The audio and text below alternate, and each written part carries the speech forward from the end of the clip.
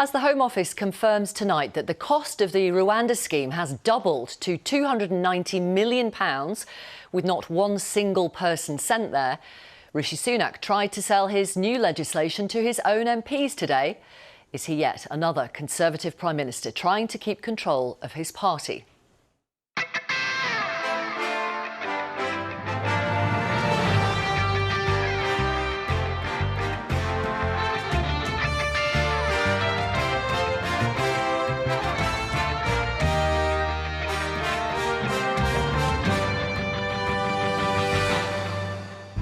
Mr Sunak is trying to save his Rwanda plan, the latest one, and his premiership.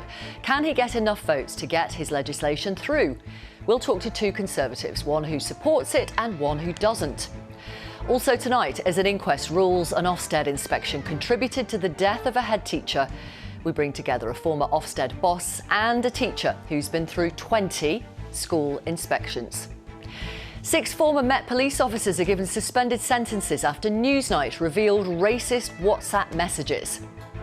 And our tribute to Benjamin Zephaniah, who's died aged 65. As I get older, and I am positively sure I have no chips upon my shoulders. Black is not the problem. Mother country, get it right. And just for the record, some of my best friends are white. We'll talk live to his friend, Joan Armour Trading. Good evening. Is Rishi Sunak, a Prime Minister, in control of his party? He appears to have called a press conference today essentially to urge his own MPs to get behind his new Rwanda plan. He does seem to find himself in the position of trying to save it after the resignation of his friend and ally Immigration Minister Robert Jenrick last night, who said the new bill doesn't go far enough. Others within his own party say the legislation, which declares that Rwanda is now safe, is a bit like stating all dogs are cats. In some quarters, there's growing talk of a leadership challenge. We heard some of that on the programme here last night. So how perilous is this moment for Mr Sunak? Is there more noise than substance emerging from critics within his own party? Or might we be genuinely witnessing the beginning of another full-blown Tory war? Well, Nick is here, obviously, so a bit of breaking news tonight, first of all, Nick. That's right. So this evening, the Home Office have announced some extra funding that the UK is providing to Rwanda for this resettlement scheme. So one payment of £100 million was paid in April. That's for the current financial year. Another payment of £50 million has been pledged for the next financial year that begins in April, and that is on top of the £140 million that was paid in the last financial year that ended in April this year. Now, this all comes out in a letter from Matthew Rycroft, who is the Permanent Secretary at the Home Office. It is a letter to Dame Meg Hillier, Dame Diana Johnson, who are the chairs of the Home Affairs and the Public Accounts Committee. In that letter, he is saying that these payments are separate to the treaty that was signed this week, saying that Rwanda didn't ask for any extra money and no extra money was offered. Obviously, this all comes ahead of a potentially very difficult vote for Rishi Sunak on his emergency legislation next Tuesday. Now, the Conservative right are not happy because they think that this legislation doesn't absolutely guarantee that you won't be able to have a legal challenge against your removal to Rwanda. And the left are not happy because they think that it may well go too far. From that side, I'm hearing we're concerned, and there is, as I'm told, a degree of pushback, and they will decide what to do next week. Now, very difficult and foolish to predict how that vote will go, but loyalists are sort of seeing straws in the wind for Rishi Sunak. So the right, they've convened the so-called Star Chamber. These are lawyers to take a look at it. The absolutely pivotal figure in that group is the veteran Brexiteer Sir Bill Cash. He stood up at the 1922 committee last night with Rishi Sunak and gave a guarded welcome to this legislation. Not a blank cheque, says he needs to look at it, but gave it a guarded welcome. On the left, two big figures supported by the One Nation caucus are Victoria Prentice, the Attorney General, Alec Chalk, the Lord Chancellor. Have they resigned? Not so far. Does it look like they're going to resign? Famous last words, it does not look like they are going to resign at the moment. So all in all, what we have now is a countdown to a crucial moment in Rishi Sunak's premiership.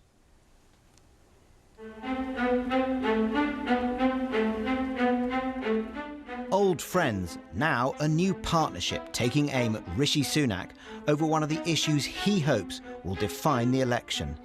No to his emergency legislation on immigration. because it does not go far enough. A special press conference to hit back. We will get flights off the ground, we will deter illegal migrants from coming here, and we will finally stop the boats. Support from Cabinet allies. Deputy Prime Minister. Morning, Deputy Prime Minister. Does your party have a death wish? I think you could actually see the Prime Minister is giving a press conference right now addressing his immigration proposal. So he's saying everything that is to be said about this. We know what he thinks, but your good friend Robert Jenrick, you joined forces with Robert Jenrick to call for foreign... You don't trip up, Nick. Your good friend Robert Jenrick doesn't believe a word of it. Have a good morning. Circumspection from others. I see two immigration ministers, not one but two. Two immigration ministers? Hello. Is this government falling apart? Tell me about the plan. It's both legal and illegal immigration you're both doing. No, come talk to me properly rather than doing this. Come and talk to me properly at some stage. But is it a serious? Come and talk to me properly. It's very serious. Come and talk to me properly. And now a number 10 standoff with the Tory right that may decide Rishi Sunak's fate and the timing of the general election. On Tuesday, MPs will have their first vote on the emergency legislation. If the Prime Minister loses, will he cut and run to a February election to win a mandate for his migration plan? A win will mean that the legislation would head to the House of Lords in the new year. It would probably not be completed there by the end of March, the date when Parliament would have to be dissolved for an early May election. That might point to an autumn election. Rishi Sunak is facing a showdown over there with his party next week on his emergency legislation. The left don't like it because for them it gets uncomfortably close to questioning the UK's commitment to international law. The right don't like it because it doesn't go far enough for them on that front. All grounds for a rebellion, but will the looming general election stay their hands? Well, there was great hope that a pollster thinks the Prime Minister will want to think carefully about basing an election campaign around immigration. So looking at what Rishi Sunak's doing, which is about making immigration one of the leading issues for his party as he seeks to appeal to the electorate, looking at what the electorate really care about, yes, immigration's up there as one of the top 4 issues, but there are other things that are much more important, like the economy, cost of living, and importantly, public services. But what it will do, because what we can see is that the Conservative 2019 voters are much more likely to say immigration is important, so this message is more likely to appeal to them than it would be to others in the electorate. All quiet as Westminster winds down for the weekend. From the winter chill, battle will soon resume. Nick there. We'll speak to a Deputy Chairman of the Conservative Party, Rachel Maclean, in a moment. First, Conservative peer Lord Stephen Greenhalgh is here. He's a former Home Office Minister. Welcome to Newsnight. Thank you for being with us. Like Suella Braverman, like Robert Jenrick, you don't think this legislation goes far enough. Why? Well, I'm following the lead of the person that's been looking at this the most. I worked for Robert Jenrick for over a year. He's a lawyer. Suella Braverman, the Home Secretary until very recently, is also a lawyer. They thought about this policy area in great detail. We want this to work as a deterrent, and they believe that, unfortunately, it's not going to work as currently drafted. Well, you will have heard the Prime Minister today say, essentially, there's no point in a more radical piece of legislation because Rwanda wouldn't support it. Well, I'm surprised at that because this isn't about what Rwanda thinks. We want to ensure that in the legislation, which this does do, that Rwanda is a safe country. This is about ensuring that when you have a plane full of people that you want to take to Rwanda, that international law arguments don't mean that the plane is empty again, because they know that when you make a commitment to stop the boats, you need to stop the boats. You need a strong deterrence. It's about whether the policy works. Sure, but if Rwanda don't support it because they don't... Where's the evidence they don't support it? Well, the words from the Prime Minister himself. I think this isn't... I don't understand why a country that is being enshrined as a safe country, and that's what we all agree on, would want, sorely would want the policy to work. And this is about whether, and it already says on the face of the bill that we're not following the European Convention of Human Rights. This is about whether the framework of international law will stop this policy working or not. And now, the former Home Secretary and the person who's Immigration Minister until yesterday, they're both very clear that as drafted, this bill is too weak and won't work. And I think they should be listened to. What's your alternative? Well, I'm not here to make alternatives. I haven't considered this. I'm here as taking the lead of two very considered lawyers that have been working on this for many, many months. And this isn't about press releases and communications. This is about whether a piece of policy will work or not. So, from your point of view, what does Rishi Sunak need to do? I think he needs to sit down and work with colleagues. I mean, we all want, if we're going to spend hours and hours taking a piece of legislation through the Commons and the Lords, and that's not going to be easy, as both Rachel and I know, who've taken big bills through, we need to know it's going to work. We need to know the policy works in theory, but also in practice. But your own Prime Minister says it will. Well, at the moment, Do you not believe him? I think our Prime Minister's not a lawyer. He's acting on advice, and he's taken that position. But we've got to work together to make sure it does work. If he doesn't change things to make it work, as you put it, then what? Well, I don't think we're there yet. I mean, we had a resignation statement, and I was in the chamber listening to the former Home Secretary's resignation statement, and there's a great will to work on this, to make this a workable piece of legislation, so that we know that there's every chance of working. Right. And as things stand, the people who've looked at this policy area the longest believe it is too weak and won't work. Right, but as things stand, fair enough, I hear what you're saying, but as things stand, this is going to the Commons on Tuesday for its second reading. Yeah, but we've also taken pieces of legislation through. I took the Building Safety Act through. You can amend legislation as it passes through the Commons and the Lords. If it gets to the Lords where you are... Conservatives will work hard with the Prime Minister, with the government, to ensure that this is a fine piece of legislation that will work. If it gets to the Lords in its current form, where you are... It won't do. All legislation will face a series of amendments. But if it does, would you vote against it or abstain? I'm a Conservative. I'm always going to follow the three-line whip. I'm always going to vote Conservative. But I want our Prime Minister to have legislation that's going to work. What's your sense about any loss of confidence in Rishi Sunak? Oh, Rishi Sunak is our Prime Minister. I support him to the hilt. He's going to lead us in the next general election. I want him to confound the critics. I want him to win. This isn't about the Conservative Party and our ability to win, but it's about fulfilling a manifesto pledge, which is to stop illegal migration happening. And this is an important part of that. We've made great progress as a party. We've seen small boat numbers come down. We've seen the deal with Albania making a huge difference. And this is another piece about having a strong deterrent. And to be a deterrent, deterrents have to work. Thank you very much for your time this evening. Thank you. Lord Greenhouse, Conservative peer. Well, Rachel McLean is here, a Deputy Chairman of the Conservative Party. Good evening to you. Good evening. So, the vote on this Rwanda legislation is next week. It won't be a vote of confidence, said the Prime Minister in that press conference today. But effectively, it is, irrespective of what he says, isn't it? Well, look, the Prime Minister has been very clear. This is a very important objective. It's a promise we made to the British people. And as Stephen has rightly said, it is an important issue. People do care about this, and they elected us to deliver something that it's actually very significant, because they've seen these illegal small boat arrivals. It plays against the basic British sense of fairness. And so if he loses this vote, his authority's on the line. So this is about confidence of the British public in the government, that they elect to do important things that they expect us to do. But at the moment, it's about the confidence of people within your own party. As we've just heard Lord Greenhouse say, Robert Jenrick doesn't think it can work.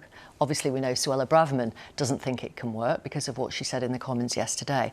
Is there enough confidence in this bit of legislation to get through? So I think what we know is that people are looking at this very carefully. It is right that they do, because it is a very important piece of legislation.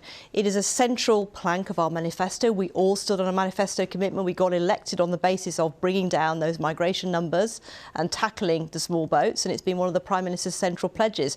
So it is important that we get it right, and it's important that when colleagues go to vote, that they have confidence in it. So I think it is right that we all have time to look at it and scrutinise it, and that's what will be happening over the weekend. So I do believe that when people have done that, they will see that this legislation is incredibly tough. It delivers on the key problems that were exposed in that Supreme Court judgment. And I believe that we will have something that people can get behind, because ultimately, you know, we are all Conservatives. We all want the Prime Minister to be able to deliver this. Do you think Suella Braverman does? Well, look, you know, she can speak for herself, you know, I've worked very closely with Suella and I've got a huge amount of respect for her. OK, but let me ask you about the money then. We all need to, you know, I just want to finish my point. We do all need to back the Prime Minister. He is our Prime Minister.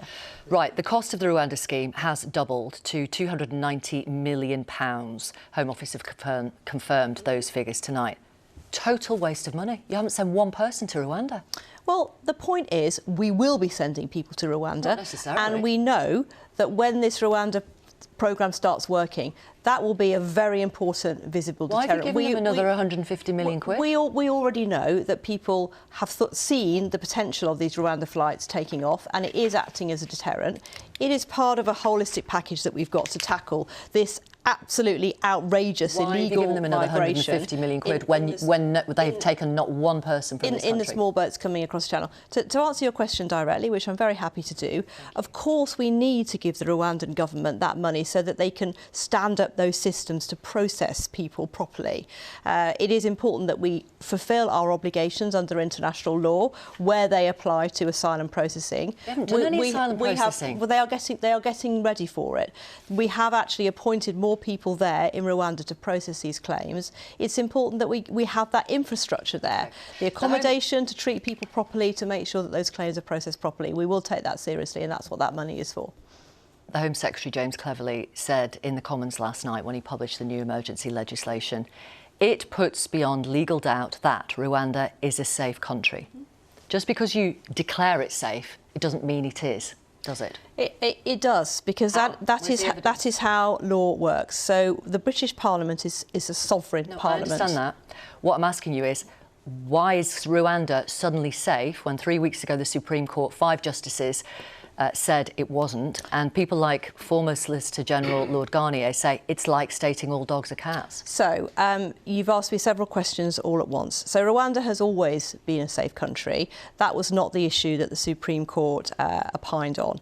They said the risk there was that people would be sent back to their own country, and that was a specific issue that they had their judgment on, which they found that the scheme to be unsatisfactory. The new legislation in front of us addresses that specifically, and we have the right to do that because we are the sovereign parliament. When we pass these acts and put them on the statute book, that means that we are able to disapply certain pieces of international legislation that are not relevant. We need to have a migration system that deals with the reality of the global flows of people around the world. Let me give you the reality from the Supreme Court just 3 weeks ago. It wasn't just about sending people back to their own country where they might have been at risk of torture or death. Rwanda has little or no experience of considering asylum applications. Where Rwanda has declined asylum applications, no written reasons have been provided and there's no right of appeal. Asylum applicants in Rwanda have had no recourse to appeal. Although a right of appeal has existed since 2018, there's never been an appeal in practice.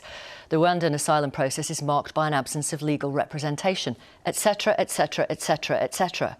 Where's the evidence they've sorted all that out, apart from your 12-page bill stating that Rwanda suddenly, magically, is safe? No, Rwanda has always been a safe country. Rwanda is a modern democracy. You're ignoring all those points I've just given to you from the Supreme Court. I'm not ignoring it, with respect. We have dealt with that with the Where's the evidence? The new treaty that we signed. But this is how treaties are made. We have made a treaty. We've made a treaty with Rwanda. They are a country that we've worked with. We have a good relationship with. We just want to see the evidence. They are taking this seriously because they want to live up to their own responsibilities to treat people properly. Of course they do. Where's the evidence? What's evidence exactly? The evidence to show that they have suddenly better experience of considering asylum applications, that there is now a right of appeal, that applicants can get legal representation. Where's the evidence to show us that? So they can, and this is part of what the money you were asking me about earlier.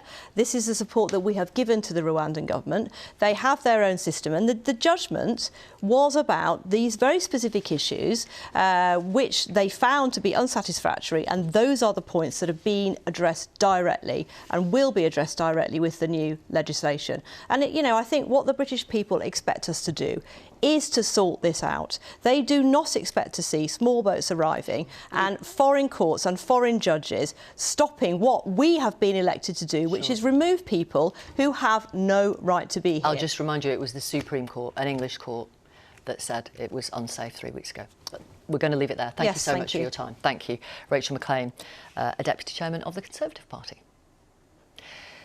Next, head teacher Ruth Perry took her own life after Ofsted rated her primary school in Reading inadequate.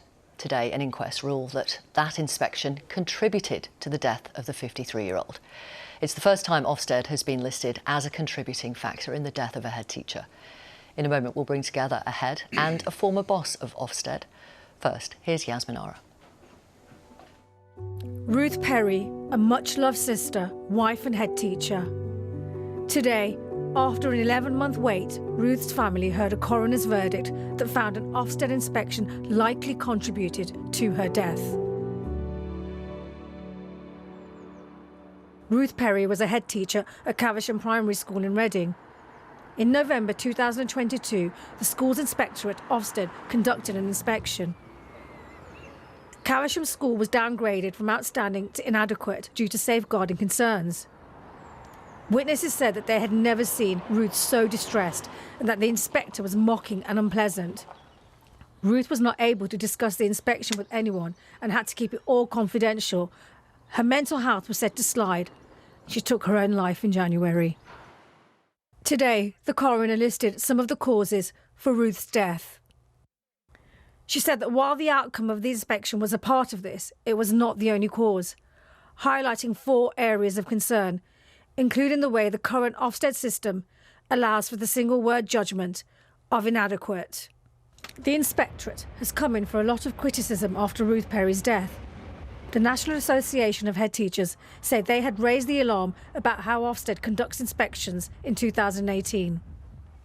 We were talking to the government and Ofsted in 2018 about the need for change and the fact that there were perverse incentives in the inspection system and how harmful the inspection system was becoming. This is a tragedy that didn't need to take place if government and the inspectorate had listened earlier on. As a brand, I think Ofsted is in some difficulty now. It is associated with harm to school leaders, and that comes in the inquest as well. Last month, Amanda Spielman, the Ofsted chief, made this comment on Ruth's case to the BBC. There was a very sad case in the spring which has been used as a pivot to try and discredit what we do. Mr Whiteman says that Amanda Spielman's leadership has been called into question. We've been disappointed in the response of Ofsted to these whole tragic circumstances, when it's been very clear for over 5 years that things needed to change to protect school leaders and their staff. Today, Miss Spielman apologised for the distress that Mrs Perry undoubtedly experienced as a result of our inspection. Ofsted said they were making several changes to help reduce pressure felt by school leaders. For some, this is seen as a watershed moment for Ofsted and that systemic changes are needed. But according to Sam Friedman, an education expert, Ofsted has helped improve children's schooling. We had far less accountability of schools in the days before Ofsted. We have fewer very poor schools, particularly in lower income areas, and we did before in the 1970s and 1980s. So from that point of view, there's definitely been an improvement as a result of having regular inspections. Few doubt the value of holding teachers to account for the performance of their schools. But for some, this case has raised questions about how best to do so. Ruth Perry's death is a tragedy and could yet be a turning point for the way schools are inspected. And the Department for Education says it's worked closely with Ruth's family as well as with Ofsted to introduce key reforms, and that it will look closely at the coroner's recommendations to consider further changes. Let's speak to a former Chief Inspector of Schools, Sir Michael Wilshaw, who ran Ofsted in England between 2012 and 2016. He's also a former head. And Maria Kemble, Executive Head Teacher of St Edmunds and St Joseph's RC Primary School in Suffolk. Welcome, both of you. So the ruling today that an Ofsted inspection likely contributed to the death of Ruth Perry, it's quite extraordinary, isn't it? It is extraordinary. And the first thing I want to say is I want to convey my deepest sympathies to the family of Ruth Perry. It's been a very distressing case, and my apologies on behalf of the organisation Ofsted itself for making the mistakes that the coroner highlighted. Why do you feel you need to apologise for an organisation you haven't run for 7 years? Well, because I value Ofsted. I was 30 years a head teacher working in challenging areas in London, and I agreed to go to Ofsted because it had helped and supported me to challenge mediocrity in the schools that I led. And if you speak to head teachers up and down the land, most of them will say the same things. They accept accountability. They accept that there has to be an organisation like Ofsted to hold schools and head teachers to account. And that they will also recognise that Ofsted, as already been said, has made a big difference to standards in English schools. You can see that from the latest PISA results, for example. Yes, which came out yesterday. Maria, do you accept that you have to be accountable as a head teacher? Oh, absolutely. And I don't think there's a head teacher in the land that wouldn't accept that. And, you know, Ruth Perry herself accepted that schools needed to be accountable to the community they serve. We're a public body. We spend a lot of public money, so we need to make sure we're doing it to the best of the children that we How do you react to this verdict today? I'm pleased that the family have been vindicated in everything that they had said, and that actually the shortcomings have been highlighted. I think that was absolutely needed, but it's just so terrible, and I can't imagine how her family feel, how the school community feel, and the impact that it has had on all of them. What needs to change, if anything, in terms of inspections in the light of today's ruling? Well, I think Ofsted has got to listen. It has to make judgments on the basis of what head teachers who are responsible for school improvement are telling them. And I learnt that lesson very early on as Chief Inspector when I was at Ofsted, because I tried to raise the bar by saying that satisfactory was no good and that schools needed another judgment of requires improvement, and I wanted all schools to get to good as soon as possible. As soon as I did that and raised the bar and challenged the schools to do better, they looked very closely at what Ofsted was doing. And the unions were saying quite clearly, well, OK, physician, heal thyself. There are too many inspectors that are not good enough to make their judgments on schools. And I had to, in the first few years of my tenure, remove quite a lot of inspectors. Something like 40% of the workforce had their contracts terminated. So it's really important, I think, that Ofsted listens to what head teachers are saying about inspection. And the latest head teacher survey says that something like 2/3 of head teachers have lost faith in Ofsted. Are you one of those teachers? I was inspected twice last year, and I have to say the teams we had were very professional and it went very smoothly and the outcomes were good.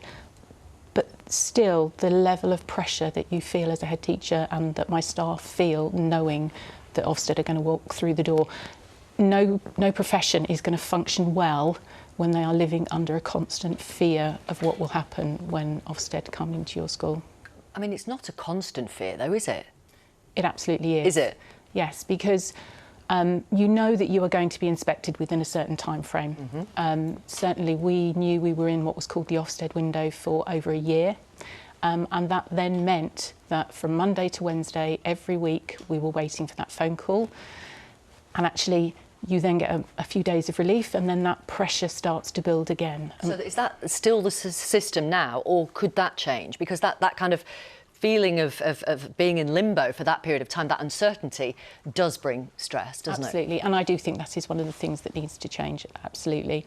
I also think that we need to lose the one-word judgment, and I don't think anyone should ever be told that they are inadequate, because even schools where they need to improve, there are still going to be good things happening in those schools. And actually what Ofsted should be doing is it should be helping schools to improve. It shouldn't be... Well, it does. I mean, that's the point of part of the report, isn't it? Whether it's only the one-word description, but then there's obviously context that comes with that.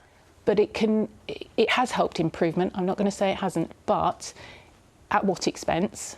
And actually, there must be a better way whereby we can actually have a professional dialogue with people who can help us as head teachers to improve our schools. And that isn't always what it feels like. OK. How do you... I mean, obviously, you're not in this organisation anymore, but is that a fair criticism of it? I think Ofsted has got to look at itself. It's got to look at the quality of its inspection teams and its lead inspectors. When something like 40% of inspectors have never been ahead, are not in leadership positions in schools. All inspectors need at least 5 years of leadership experience in schools. That could mean middle leadership of a department. The focus of Ofsted now is looking at the curriculum, and therefore you have middle leaders, heads of department basically, who are going into schools and making judgments on the basis of inspecting 2 or 3 departments on the overall quality of a school. And it's really important that head teachers feel that the judgments that are being made, because an awful lot rides on it, are secure, that they're consistent, and they are being made by people who know what they are doing and have credibility with the system. If that doesn't happen, then those one-word judgments will lose credibility, as they are losing credibility now with a great number of head teachers that I speak to. Very briefly, as you saw in Yasmin Ara's piece, the Ofsted Chief Inspector Amanda Spielman, who's retiring soon, said that Ruth Perry's death had been used to discredit Ofsted. Do you agree with her? No, I don't, and I think that was a horrific thing to say, actually. I think Why? It showed a complete lack of sensitivity to the experience of that school community and to her family. And I think Ofsted have done themselves no favours by not actually acknowledging the shortcomings and actually just saying sorry properly. Very briefly. Well, very briefly, 2 things need to happen. First of all, something needs to be done about the quality of inspectors, and something needs to be done about the frameworks for inspection to make them absolutely crystal clear as to Ofsted's expectations. And if we're going to keep those one-word judgments, the judgments have got to be secure, consistent, and made by people who know what they're talking about. And I have to come back to this issue of budget. No, I'm going to stop you, Sir Michael Wiltshire. Ofsted's budget have been cut remorselessly over the last 20 years. Thank you both. Thank you very much for coming in. Appreciate it. Thank you. Now, an update on something we've reported previously here on Newsnight. 6 former police officers from the Metropolitan Force were sentenced today after pleading guilty to sharing racist messages on WhatsApp. And it was Seema who broke the story. What's the latest then, Seema? Yeah, so Vic, back in October, we uncovered a racist WhatsApp group made up of former Metropolitan Police officers. Many of them came from the Diplomatic Protection Unit. That's the group that protects embassies and the Palace of Westminster. Some of them exchanged vile racist messages using the N-word, using the P-word. I mean, they were some of the most vile messages that I've ever seen of a racist and misogynistic nature. Today, 6 of them were given a suspended sentence. That means they won't be sent to prison unless they re-offend. The man who set up the group, 62-year-old Rob Lewis, I think we'll see a picture of him on that screen shortly. He was working with the Home Office in the Border Force, and today, as well as given a suspended sentence, he was also given 200 hours of community service. Today, his barrister told the court, being told by the BBC that having material on his phone that was grossly offensive was an absolute wake-up call for him. The judge told the men the messages were offensive to many good people in this country, and not only people who might be directly offended. I have no doubt each of you now understands the public outrage that there will be in all communities about your appalling communications, he said. You thought they were silly jokes. Well, they're not. He said they'd harmed public confidence in the police. The timing of this isn't ideal for the Metropolitan Police. After it's had criticism after criticism, it's trying to build its reputation again. And now we've had another case where former police officers have been told that, you know, they've been given a suspended sentence, and they've been told that their WhatsApp group was racist and that they were exchanging incredibly vile messages. Thank you very much, Seema. Seema Katecha reporting. British writer and poet Benjamin Zephaniah has died at the age of 65. Mr. Zephaniah was a dub poet who also played the role of Jeremiah Jesus in Peaky Blinders. Over the years, he's been on Newsnight on many occasions. I used to think police were men. I used to think poets were boring until I became one of them. Benjamin Zephaniah was born and raised in Handsworth in Birmingham. He was the son of a Barbadian postman and a Jamaican nurse. He left school aged 13, unable to read or write. we hear that the streets were paved with gold. Sometime it hot, sometime it cold. I love me mother and me mother love me. We try to live in harmony. You might know her as Valerie, but to me she is my mummy. As a dub poet, a style he claimed was poetry with a groove, he used his art to confront the social and political injustices as he saw them, most notably racism, empire and colonialism. Here he is in a Newsnight film back in 2015 on the 50th anniversary of the Race Relations Act. I no longer have to run away from skinhead thugs, but I still get stopped by the police. On the whole, society is more accepting, but we still have institutional racism. After the death of Stephen Lawrence, the Macpherson report said the Met was institutionally racist, and that hasn't gone away. In 1982, he released an album called Rasta, which featured the Wailers' first recording since the death of Bob Marley. It included a tribute to Nelson Mandela, who heard it while in prison and later asked to meet Zephaniah. He famously rejected an OBE in 2003, citing its association to empire and slavery. Jeremiah, what do you say? On top of his writing, the poet also appeared in the hit BBC series Peaky Blinders as Jeremiah Jesus. An Aston Villa fan, Zephaniah would go on to inspire countless artists and those seeking to shake up the status quo. Black is not the problem. Mother country, get it right. And just for the record, some of my best friends are white. Right, let's talk to his friend, Joe in Armour Trading, who first met Benjamin back in 2004 while taking part in a BBC documentary called This OB Is Not For Me, about the British Empire. Have a quick look. I think it's a nice thing. Well, I don't. I think it's... Joan, I think you are almost perfect, apart from the MBE. Benjamin, I think you're almost perfect, apart from... I know, I should get my hair cut. But look at you two. I know. Anyway, we can always kiss and make up. Benjamin Zephaniah kisses Joan Armour Trading. You got that on record. That's a lovely moment, Joan, isn't it? I mean, I can see your wonderful smile. I mean, tell me how much you love this man.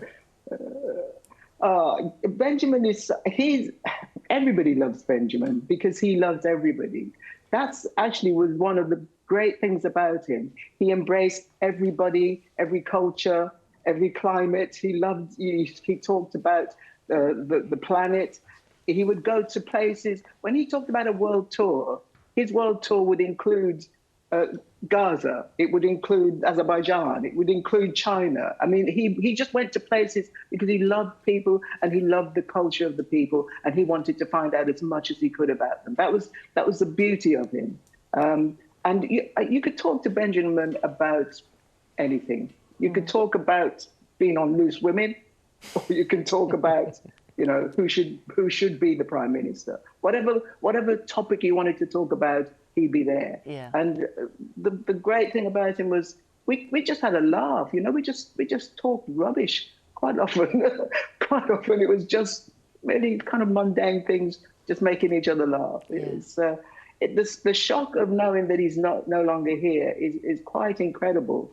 I find myself knowing that this is what's happened, but thinking, actually, no, this is not what's happened. It's the weirdest it's the weirdest thing to be going through at the minute, and for his family, much worse than I'm feeling. I know you spoke to his wife tonight, didn't you? I did, and as I say, it's up to his family to tell you their side of things, but. The great thing about Benjamin is that he's left us with his charm, his poetry, his revolutionary ways, his caring for people, his inclusiveness. He talked about empire and the wrongness of it. But while he was talking about that, he was mixing with all sorts of people in all different sorts of society in Britain. Yeah. He might say, I'm not interested in the monarchy, but he would talk to the monarchy. Yeah. Well, we saw in that clip, you disagreed on OBEs, CBEs, whatever, but you and he have so much in common. You both grew up in Birmingham, although I know you were born in St Kitts. He was a poet, you're a lyricist. You both love words. You both clearly love the English language. Absolutely. And Benjamin really had it down. He's a very, very, very intelligent chap. And he taught poetry. He was a professor. And he taught youngsters to love poetry, to love words, to love performing the words, to make that their communication. So young people got a lot out of him. I was going to say people will miss him, but actually, yes, you'll miss him. But the stuff that he was teaching is still there, you know. So we were lucky to have him. We really were. Oh, such a lovely thing to say. And so true, actually. I mean, obviously his words are his legacy, but also what about his ability to have those difficult conversations, whether it is about multiculturalism or the empire or social injustice? I mean, that's part of his legacy as well, isn't it? Absolutely. And he wasn't scared to talk about these subjects. I think what he was... I don't know. I think what he was trying to do was just make people think, don't just accept something just because it was presented to them. He wanted people to question things, you know, to find out, is this really how it should be? Is there a better way? He was always looking for a better way. He was totally into fitness, totally into finding out about different people's cultures. He just wanted to find, is there a better way of doing these things, you know? Very briefly, Joan. Sorry, just could help it. Just because we're coming to the end of the programme. Did he love being in Peaky Blinders? Oh, yes. He absolutely loved it. He just, I think he'd drop anything to be in it, really. He loved being in it, yes, absolutely. Well, thank you so much, Joan. We can feel the love coming through the television. Thank you very much for speaking to us about Benjamin. Thank you. Thank you. Thank you, Benjamin. Oh. And just to say, actually, straight after us, there will be a special showing of A Picture of Birmingham, where Benjamin Zephaniah revisits the city on a mission to compose a new poem. That's all from us tonight. I'll be back tomorrow. Have a good evening.